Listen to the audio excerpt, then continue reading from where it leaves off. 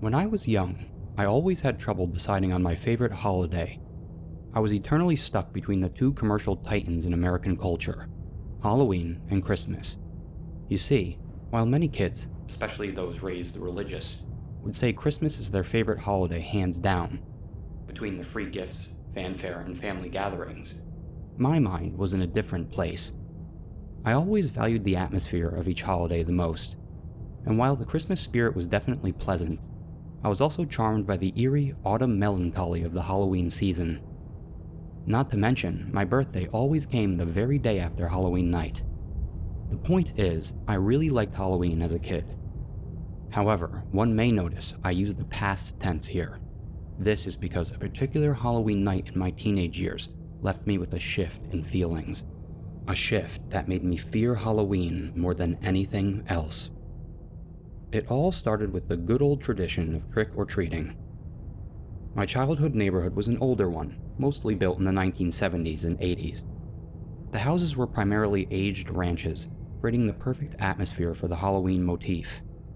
There was one section of the neighborhood, however, that was built very soon after I had moved in, somewhere around 2002 or so. The houses were large and expensive, meant to attract a wealthier group of people to our rural farm town. Being people of higher monetary status, many of them would go all out for the Halloween season, creating elaborate dioramas in their yards. On top of this, the candy they gave out was always top-notch. Even the houses with the lamest decorations would give you nice, big candy bars. Needless to say, this quickly became the most popular section of our old neighborhood on Halloween night. Well, one particular man who lived in that newer section of neighborhood took the enthusiasm of his peers to a whole different level. In retrospect, I now believe this was not done out of kindness or love for the holiday, but out of sadistic malice. His house was bizarre, as it was the only one with a basement connected to the outside, a cellar, if you will. It had typical cellar doors, which were rusted and aged, despite belonging to a house that was only 8 or so years old by the time I was a teen. On Halloween night, the man would always set up an immense white tent in his side yard, which also happened to encompass where the cellar doors were. He would also have unsettling music and sound effects on blast all night long, along with alarming, flashing lights that set the tent aglow, like some scene out of a horror movie. Visiting this house was the pinnacle of the Halloween experience for all older trick-or-treaters in the neighborhood, and entering that tent was a test of courage for many. Sadly, by the time my friends and I were approaching high school, we knew our trick-or-treating days were coming to an end. This ignited a new resolve within me to truly enjoy my last years of Halloween as a kid. As such, 2 years before high school on Halloween night, I invited some friends over from out of the neighborhood. Our goal was to make the most out of our last couple of trick-or-treating opportunities, and I decided I was finally going to enter that tent. Up until that point, I had avoided it like the plague, only watching from far. Ironically, despite loving the Halloween spirit, I absolutely despised horror as a kid. Well, the plan was simple. My 2 buddies and I were going to waltz on over to that section of the neighborhood when it got dark, and get ourselves some candy from that infamous tent man. Fast forward to when the time came, and we wasted no time thinking about it. My friends and I approached the house and briskly moved the flap of the tent to enter. The inside was a sensory overload of lights, sounds, and even smells.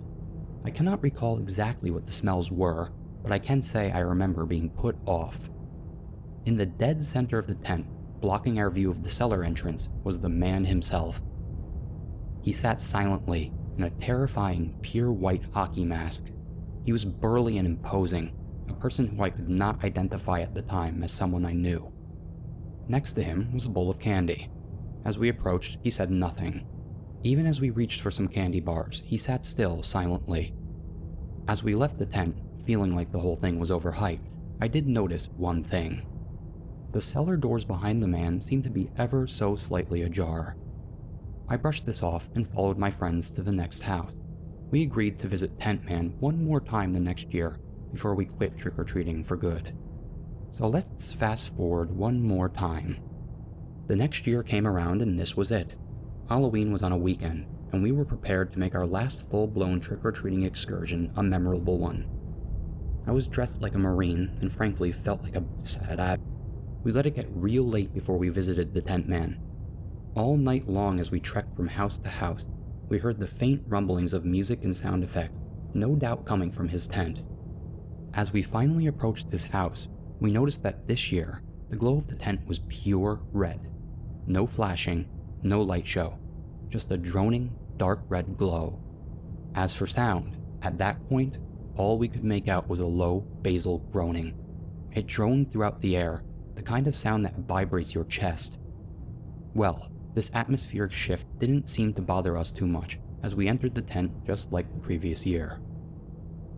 As we closed the tent flap behind us, all sounds of Halloween bustle outside seemed to drown underneath the low bass, which at this distance was overpowering. I remember my ears vibrating as I basked in the demonic red glow. The man's chair and candy bowl still sat in the center of the tent, but the man himself was gone. Only his mask sat upon the empty chair. My one friend noticed that the rusted cellar doors were propped open, revealing a dark stairwell. I was hit with that weird smell from the previous year, seemingly wafting from the looming darkness of the cellar.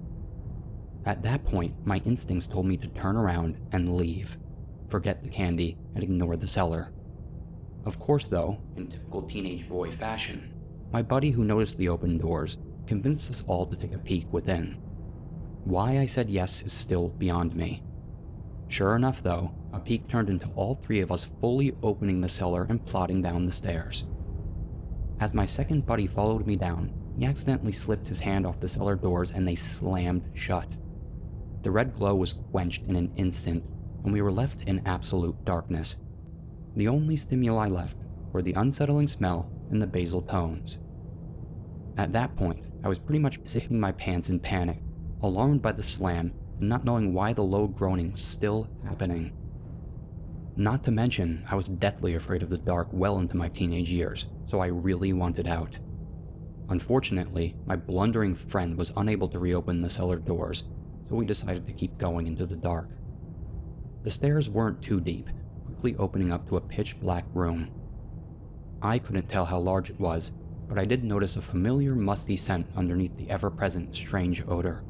I knew that musty scent from my dad's stone cellar. It seemed to me at the time that the cellar was far older than the house it sat under. I decided to just stand right there at the base of the stairs. I was done being brave. My two friends, however, split up and traveled into the dark. I'm not sure why, but I decided to quietly plod back up the stairs and attempt to jostle the doors open. As I did this, I silently counted the seconds in my head.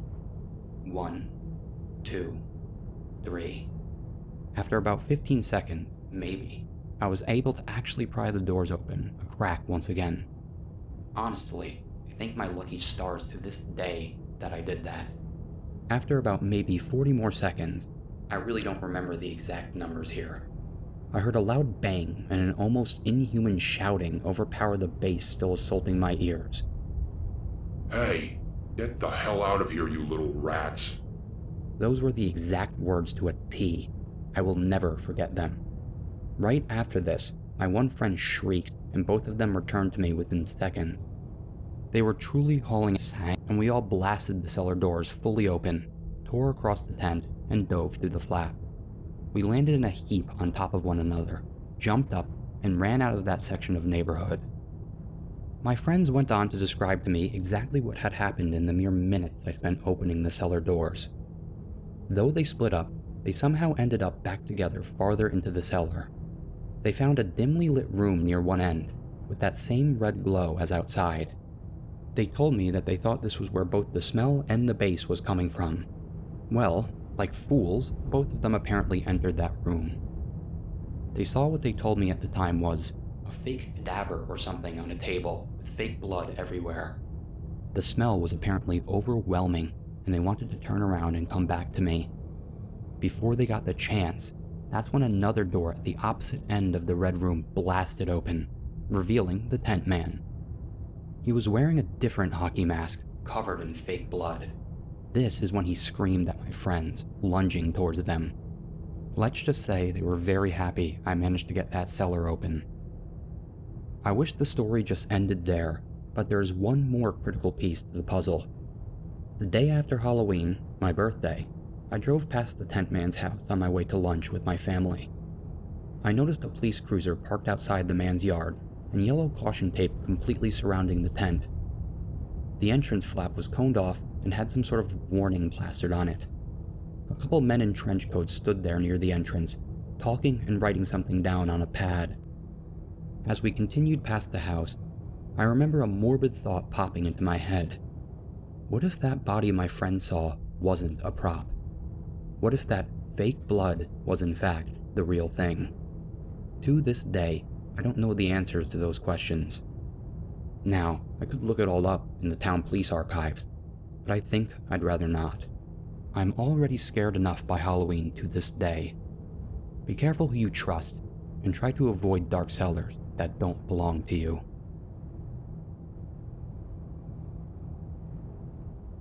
I want to start by saying that this isn't the first bad experience I've had dog sitting, but it's definitely the worst. So I started dog sitting back when I was 13 and made good money doing it. I'm currently 19, and this happened when I was 18. I set up an easy way for people to contact me about dog sitting. I put out posts on Facebook and Instagram about it often, and would get people in my messages asking to dog sit.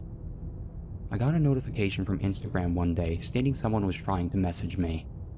I accepted it, and the message said that, "Me and my wife are looking to find a dog sitter while we go away for a week to Florida. You will have to work the 4th through 11th of this month. We will pay you $300 for the week. You are welcome to stay at our house or go back to your own home." I started talking back and forth with this man. We're going to call him Mr. Brown for the sake of privacy. So I agreed to take the gig and told him I would stay at his house for the week. Once I got to his house, I was introduced to his 2 dogs, Mina and Letty. Mina was a little Yorkie and Letty was a blue hound. I was shown around his house, which was surrounded by 76 acres. I live in a farm town and live on 32 acres myself, so staying here didn't really freak me out. The closest neighbors were pretty far away, and you would actually have to drive there if you wanted to talk to them. They told me the rules and when to feed them, blah blah blah. Then Mrs. Brown told me about the nearest neighbor. In her words, she was a nice person, just a little drugged up and confused. She mentioned how sometimes she would pull into their driveway instead of hers, and would end up mistaking Mrs. Brown for her dead daughter. Hearing this made me feel pretty bad for her, and I know all too well how hard it is for parents to lose their child because of how my parents were after losing my brother in a car accident. Mrs. Brown said she shouldn't do anything bad though, and if she came up to the house, just point her back home and she would leave with no problem. After they left, I was down to watch movies and just chill with the dogs. The first 2 days were fine with no hiccups. The 3rd day, however, the old woman who I'll call Miss Rose did pull into the driveway. I came outside as she was getting out of the car. She looked up to see me and immediately she got back in her car and left. I chalked it up to her realizing it was the wrong house when she saw me and went back inside. Later that night though, I got a call from Mrs. Brown asking if I was okay. I said yes and asked why. She then went on to tell me about how she got a call from Miss Rose and that she said there was a robber at their house.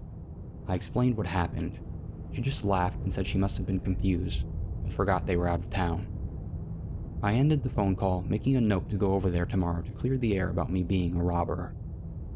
Once I went to bed that night though, things got crazy.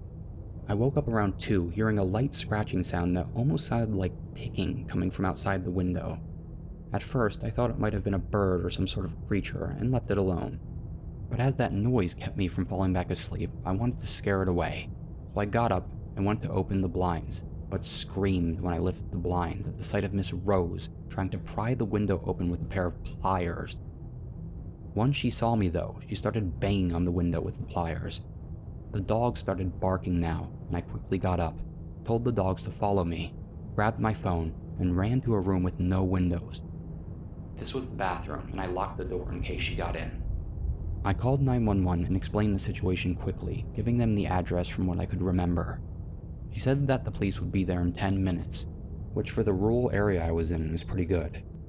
I hadn't gotten the dogs to be quiet, so I put them in the closet connected to the bathroom to make sure she didn't hear them.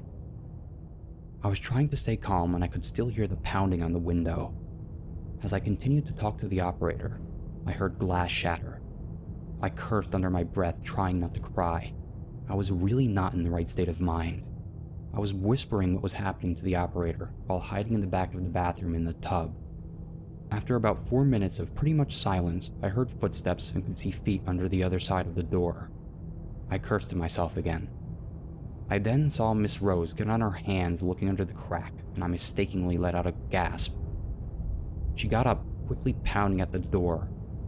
I could tell she was still using the pliers, and I am at this point crying, asking the operator where the police are, to which she responded 3 minutes away.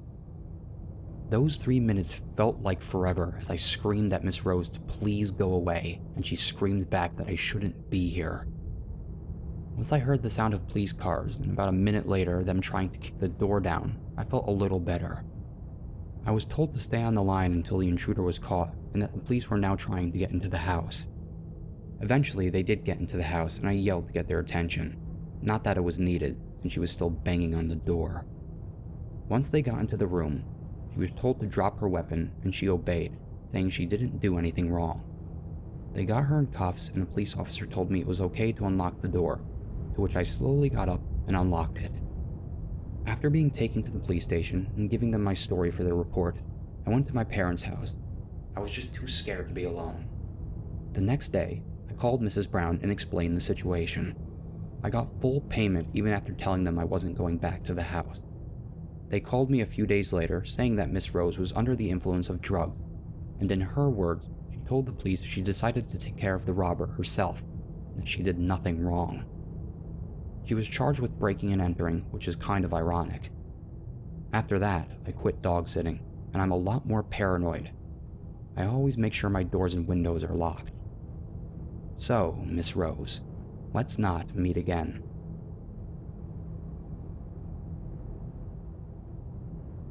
He sat quietly on the couch in his living room, all alone.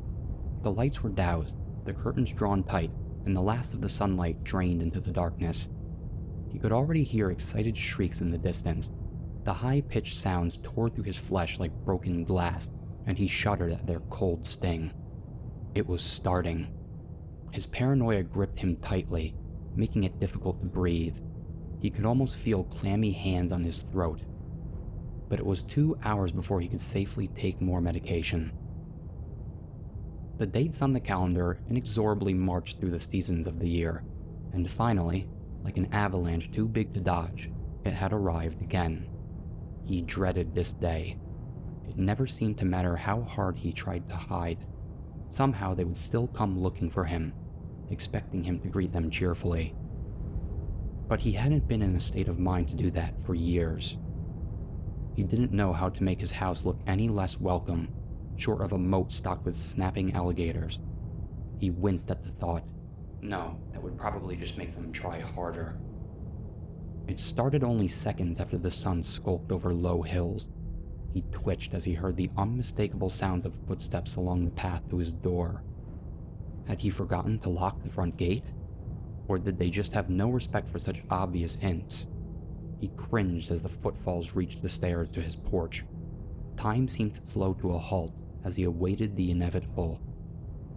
There was a loud rapping at his door. "Trick or treat," they all chimed in unison.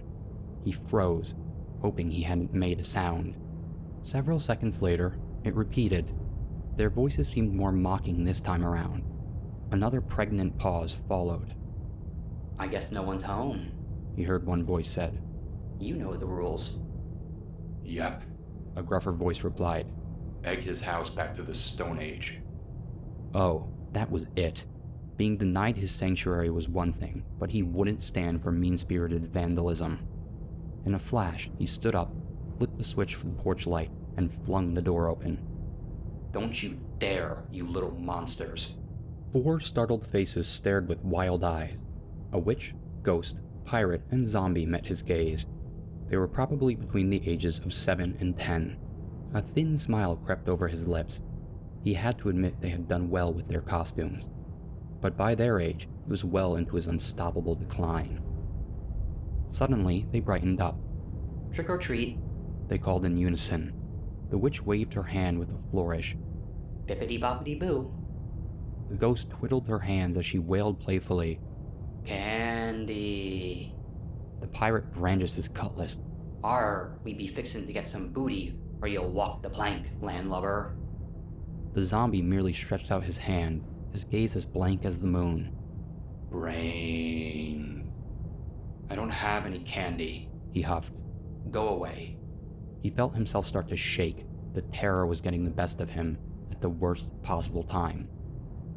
Under his breath, he strove to assure himself they were just kids. The pirate dropped his act. "Aw, come on, mister. It's Halloween, and you've got the best-looking haunted house in the whole neighborhood." What?" he boomed. The trembling became uncontrollable. He stepped back slowly into the darkness inside his front door. "Sure," the witch piped up. "Dead trees, broken fence, distressed and withered siding. It's straight out of a ghost story." His rage and humiliation boiled over. "Those aren't decorations. That's how my house actually looks." Their faces fell. "Oh." The zombie looked embarrassed. "Well, we really liked it. We didn't mean nothing by it." "Well, there's no candy for you here," he growled, "so you better just leave." "You have to have some candy in your house," the ghost trilled. "Of course I do," he snapped, "but it's not for you." The witch looked at him with forlorn eyes. "Not even a little?" "No," he thundered. "Now go away." The kids exchanged knowing glances. "He won't give us any candy," the pirate observed. The zombie shrugged. "You know the rules." His eyes opened wide as the witch, though remaining the same height, suddenly looked far older and more wrinkled. Her face curled into a vicious sneer as her wand cut through the air. "Bippity-boppity-boo," she screeched. He felt himself fall to the floor and land on his back, finding himself unable to move. Glancing around wildly, he realized his arms and legs had vanished. "What have you done to me?" he shouted. A piercing agony erupted from his belly. The pirate stood over him, grinning evilly, his clothes tattered and worn, his cutlass sharp and polished. The tip of its blade ran up his torso with sickening efficiency, the pain unbearable, his screams silenced by the sensory overload. The pirate's raspy voice hit him like a sodded yardarm. "There be booty in here, mateys." The zombie had kneeled at his side in a flash, teeth locked onto his skull and bit through.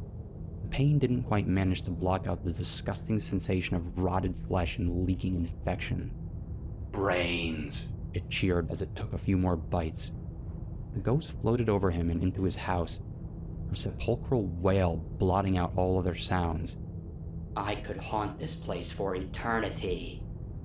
With the last remaining shreds of his consciousness, he watched the three monsters, their juvenile disguises now futile, stroll triumphantly away from his front door. He managed a grim smile as he realized that all his psychiatrists had been wrong. He wasn't paranoid, and he had never been crazy.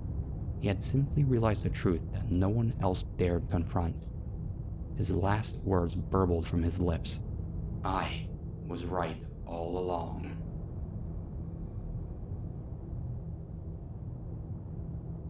You encounter some pretty interesting people when you work at a store that specializes in things like tarot cards and other items connected to the occult. Although encountering interesting people isn't the norm when you work any retail job anymore, it's a unique experience in my case. Personally, I think it's worth it to not have to deal with the usual nonsense like Black Friday.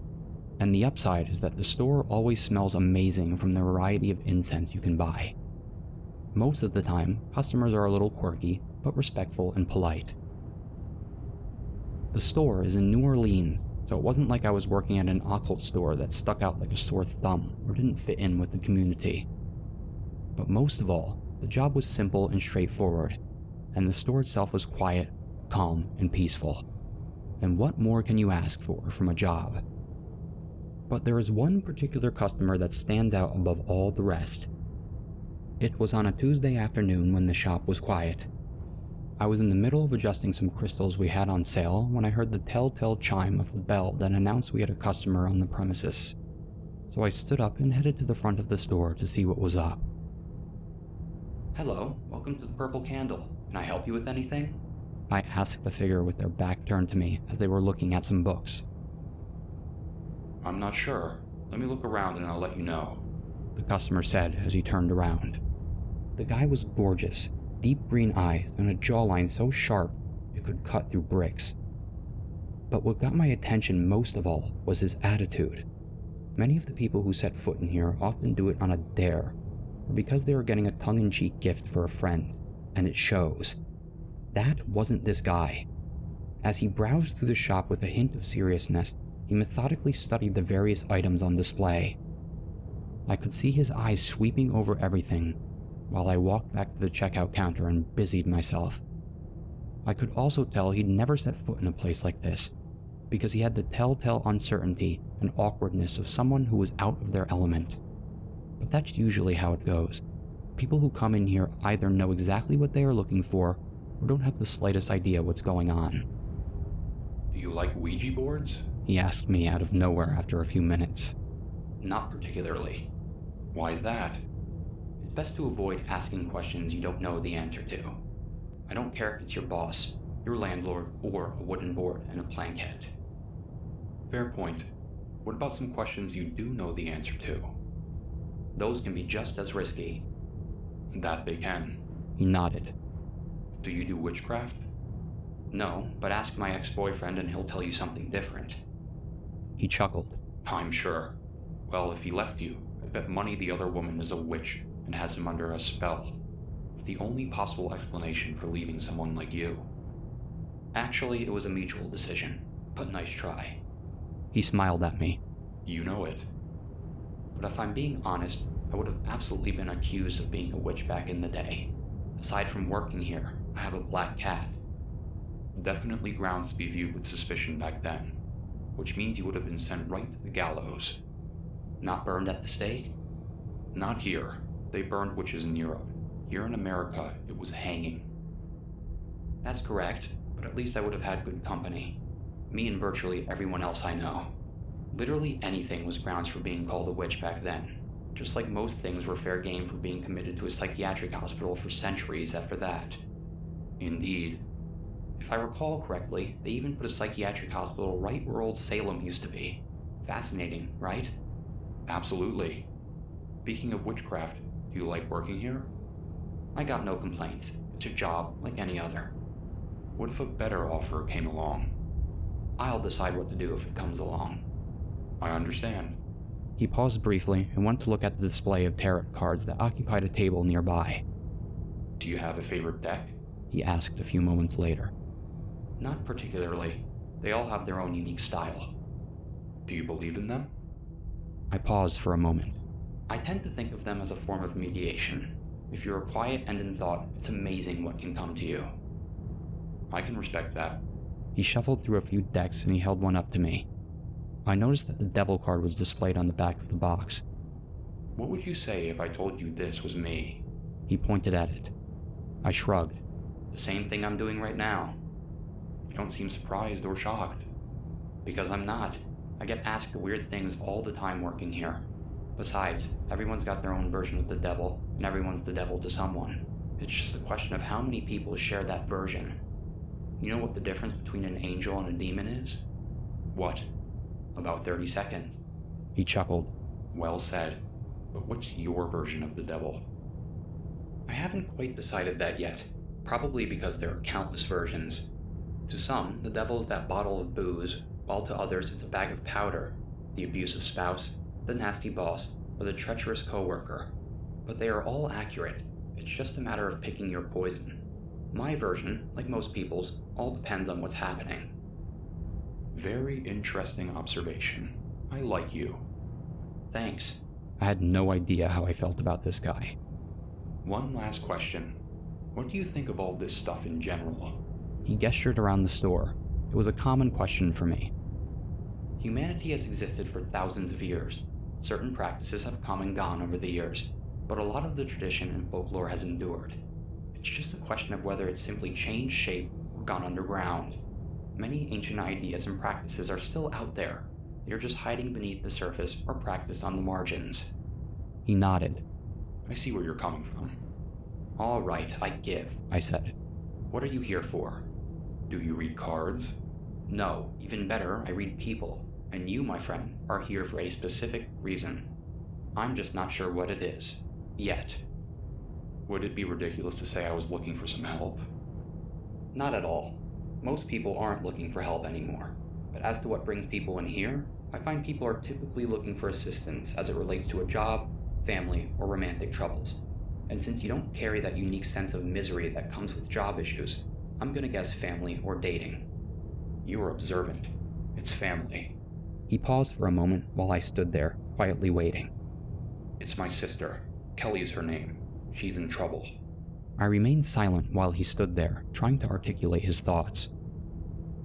She ran away a few months ago. We couldn't find her, so we hired a private investigator.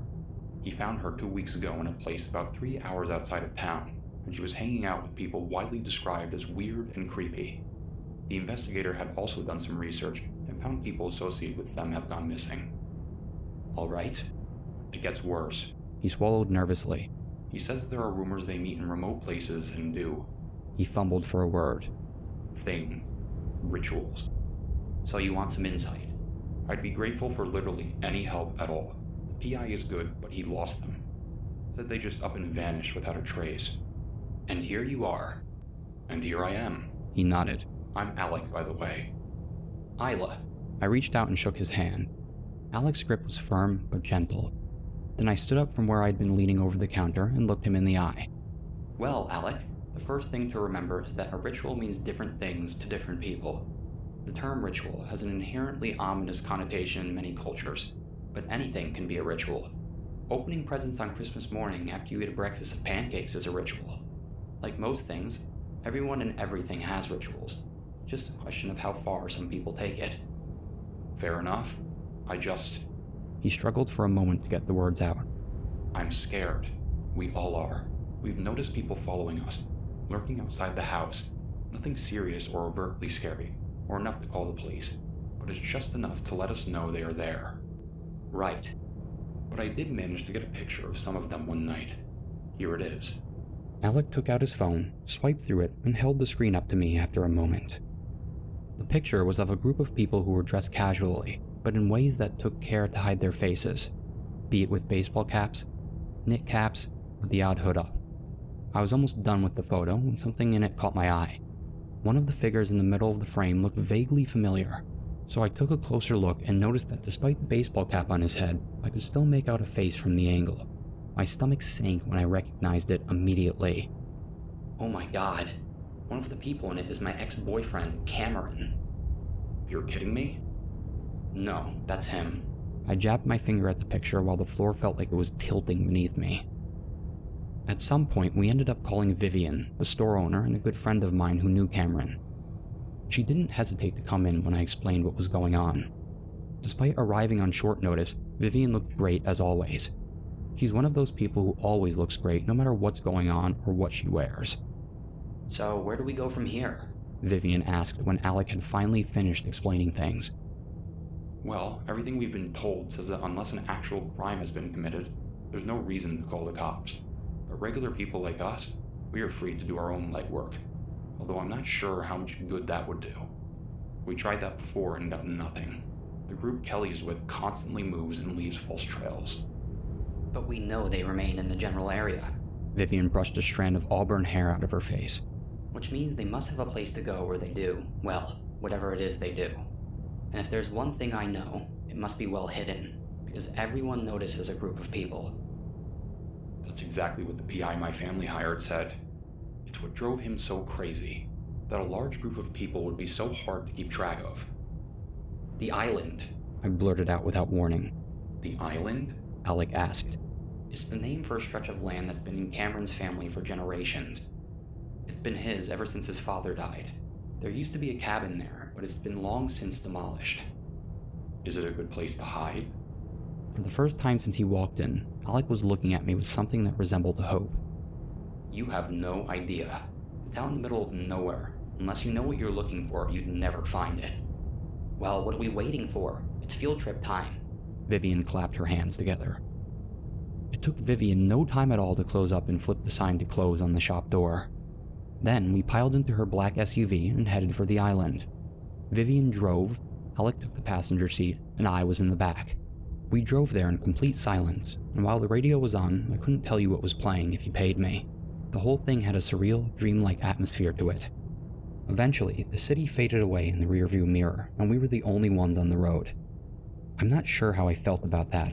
It was fitting for sure. "I can't believe Cameron is mixed up in this," I said eventually. "I just can't." Why? Alec turned around in his seat to face me. "He was always so normal and intelligent. The last person you'd expect to get involved in something like this." My sister was like that too. "That's what makes it so terrifying." "They wanted his land," Vivian said from the driver's seat. "What?" I asked. "His land. They wanted it. Whoever is the ringleader probably saw Cameron had something useful, and they did whatever was necessary to recruit him. Made him feel included. Important even. Same reason people get involved in gangs or organized crime. From what you told me, Cameron always felt like he was an outsider and excluded. Being made to feel part of something when you have that feeling is incredibly powerful." I think you're on to something there, Alec whispered. It was a sentiment I agreed with. It didn't take long to arrive at our destination after that. The sun had gone down by then, and the area came to life at night like only a swamp can. The air hummed with the sounds of splashes in the water and of things whizzing through the air. I never did particularly like coming out here with Cameron. The island was a massive bit of land situated deep in the swamp that was surrounded by water on almost all sides, and the only way I knew how to get there was through a narrow path that wound around the swamp. So with my phone in hand as a flashlight, I led the way. We all trooped silently on the worn dirt path, with only the frogs, crickets, and other swamp dwellers to keep us company. But it didn't take long to find out we had the right idea, because after walking for about 20 minutes, I could see through the trees that there was a massive bonfire sitting right in the middle of Cameron's land. And as often is the case with massive bonfires, there were plenty of people surrounding it. They were dressed casually enough, but that was the only remotely normal thing about the situation. The people moved and danced around the fire in ways that can only be described as unnatural. I love to dance, and I love the freedom and the fun that comes from dancing to one of your favorite songs. You can always tell if someone's truly happy while they're dancing because no matter what the tune is, they move in a way that's inherently calming to watch. This was anything but. The movements I was watching now were manic and intense. If you didn't know better, you'd suspect them of having a bad reaction to some kind of drug, which was entirely possible. Which was why, despite the dense humidity, which was already making sweat drip down my arms, a shiver ran through my body at the sight. But I did my best to stifle the feeling as we slowly crept around and settled in a spot that gave us a perfect view of the area. It was a sliver of land with several trees that was raised above the island, so it allowed all three of us to look down at the group without them having a clue. So all that was left was for us to sit there silently and watch until Vivian took out her phone and began recording what the group was doing. "In case there's something we can use," she explained when the two of us looked at her. Good idea. Alec nodded. Whatever we were witnessing went on for a few minutes until a loud popping sound rumbled through the dense swamp air. It was obvious that something was up, because the group immediately stopped what they were doing and looked around in what I could tell was total confusion. There were no deliberate, unnatural movements here. It was all good old-fashioned surprise. Moments later, more popping sounds penetrated the air, and it was obvious that it was gunfire, and someone was shooting at the group. One of them on the far right side had been hit and went down immediately. As several more shots rang out in the air, more people around the fire went down and didn't get up. The group was in full confusion now. They were trying to run for cover, but there was nowhere to run to, and they had no clue what they were even running from. The three of us sat there spellbound as the sight unfolded before us. But after several more moments of haphazard gunfire, it was silent. But not for long, because from far across the swamp, several figures emerged from the shadows and approached the roughly 24 group members still remaining. In the flickering light from the massive bonfire, I could see there were 4 figures, and they were all armed with machetes and wearing cheap costume store masks. It didn't take me long to realize what would happen next, but nothing could have prepared me for the raw brutality of the 4 masked strangers and how they raised their machetes and hacked through the group one at a time. They were methodical, taking care to surround them and pick them off at odd intervals like a pack of lions going after a herd of prey. The screams were without doubt the worst sound I've ever heard. The assailants' blood-soaked machetes gleamed in the firelight as Vivian silently recorded it all.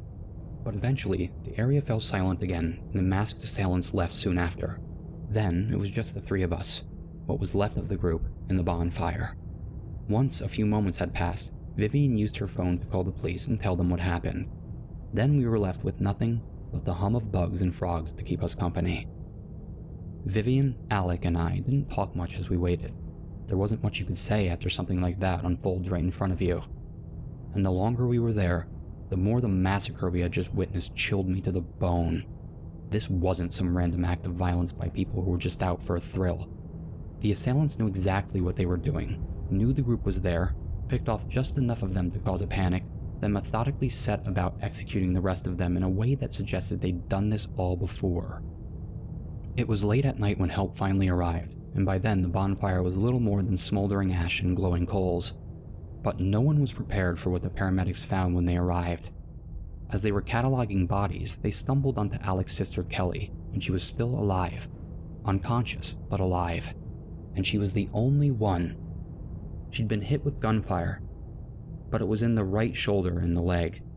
Then she immediately went down and was knocked unconscious when her head hit the ground at an odd angle, which was how the paramedics found her. The surgery went fine, but it's a long road to recovery, and that's just the physical part. The mental therapy involved will be even more grueling. But Alec and his family got what they wanted, as Kelly was finally free of those people and whatever they had planned. Cameron wasn't so lucky. He'd fallen victim to one of the machetes and there was nothing to be done. I felt sad at his demise, but worse about how his family would take it. They were such nice people. That's the real tragedy of the situation. All the people who were nothing but collateral damage. But somewhere along the line, you make ties that even if they don't replace broken ones, they help ease the pain. Which is why it was no surprise Alex stayed in contact with Vivian and I after what we saw in the swamp. He's told me 1,000,000 times I'm the only reason Kelly had a shot at making it out. Vivian agrees. The one thing that bothers us the most is the assailants who massacred the group. There was absolutely no way to identify them, which means their motive was unknown and they are still out there. The theory is that the group messed with them in some way, and this was their way to get even. If that's the case, then mission accomplished.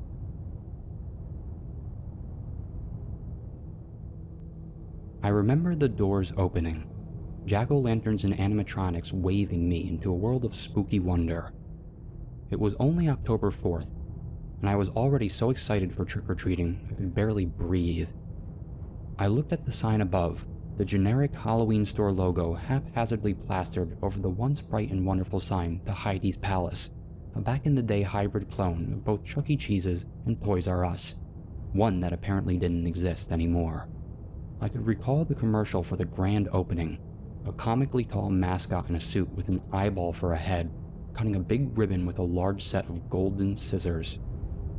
I remembered the cartoons airing on TV, but was too young to know it had gone bankrupt and closed, leaving a shell in a corner of an otherwise busy mall. The thought of it being painted so easily made me feel strange, but the dancing ghosts and zombies inside were quickly changing my tune. Come on, buddy. Let's go see some scary stuff. My dad patted me on the back, and together we went in. As soon as I was through the doors, a blur of movement flashed before me, and a clown screamed with outstretched arms. I nearly jumped out of my skin, and my dad laughed. I recoiled at his menacing face, one that quickly melted away, and said, "If you need help finding anything, let me know," before chuckling and dancing away. I felt tears welling, but my dad said it was just a joke and assured me he was trying to spread some Halloween spirit. In seconds, I had forgotten about the old Heidi cartoon, my world consumed by bags of candy corn and hanging costumes. The Halloween store was a magical place, with loads of decorations and disgusting props, even a lady dressed as a witch behind the counter. My dad corralled me around the skeletons and prop heads, letting me get close but not letting me touch anything. These things are expensive. If we break it, we have to buy it. It was something he always said, a voice that echoed in my head every time I reached for the light-up pumpkins or giant spiders. It didn't matter if I couldn't touch them. Just being in the big spooky world made my heart race so fast I thought I would pee myself. Hundreds of costume choices, anywhere from a zombie pirate to a giant hot dog. The bigger kids were crowded around the wall of masks, so my dad decided to avoid it and distracted me with costumes from popular scary movies. I kept expecting the clown to pop out again, but I never saw him. We made several laps around the store, and each time I saw something I had missed previously. With each round, my dad got more and more tired, and I could hear the patience thinning in his voice. I still hadn't found a costume. I could tell we were about to go, and I was doing everything I could to keep us in this scary wonderland. Just as he was steering me towards the register, I thought of something that made my world crash down. We had never looked at the masks. I looked back at the wall of faces and saw the bigger kids had cleared out. I thought of the clown lingering and decided to chance it for an opportunity to see them. My dad was talking sweetly to the witch cashier, and she was leaning towards him, twirling a long lock on her finger. I tugged on his hand to get his attention, when he pacified by squeezing my hand in warning. Well, I never thought I could really pull off a lumberjack, but... Dad, can I please go look at the masks? Please? I blurted out, making both of them look at me. I could see my dad's flash of anger, one that seemed to fizzle away when the witch put her hand on his. He sighed and reluctantly agreed. Only for a minute, and don't touch anything. But I was already gone, ready to have the whole wall of masks to myself. I dashed through rows of costumes, blinking lights, and weaved through other customers as I made my way to the wall. I could see them clearer now, all of my Halloween spirit writhing in a torment of anxious excitement. I burst out of an aisle and into the open wall, feeling dwarfed under the size of the collection. I looked for the clown and saw no sight of him. Without my dad trailing behind me, I suddenly felt very alone, the wall of masks staring down at me. I looked over each face, some I recognized, others I didn't. A man with nails protruding from his face, the wild-eyed face of a man wearing someone else's face. A black unicorn with burning stars for eyes. I looked at each one, marveling at both the detail on the masks and the feeling of dread it inspired in me. Despite my growing fear, I kept looking, each one more unsettling than the last.